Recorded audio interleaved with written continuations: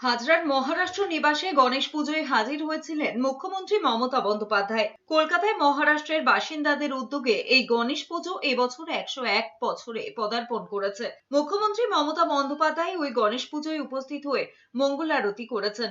সঙ্গে ছিলেন তৃণমূলের রাজ্য সভাপতি সুব্রত বক্সী এবং মন্ত্রী ফিরহাদ হাকিম। মহারাষ্ট্রের মতো এখানেও 11 দিন ধরে নিয়ম নীতি মেনে গণেশ পুজো করা হয়। বিশেষ ভোগের ব্যবস্থা করা হয়। মুখ্যমন্ত্রী মিষ্টি, নতুন শাড়ি ইত্যাদি পুরোহিতের হাতে তুলে দিয়েছেন। মুখ্যমন্ত্রী মহারাষ্ট্র নিবাসে উপস্থিত হয়ে এই ভবনটি কিভাবে তৈরি হয়েছিল সেই পুরনো স্মৃতি রোমন্থন করেন। তাকে বলতে শোনা যায়, এই মহারাষ্ট্র নিবাস তৈরি হওয়ার ইতিহাস এখানে উপস্থিত থাকা সুব্রত বক্সী জানেন। এই মহারাষ্ট্র নিবাস হল আমার নিজের পলিটিক্যাল লাইফে একটা ইতিহাস।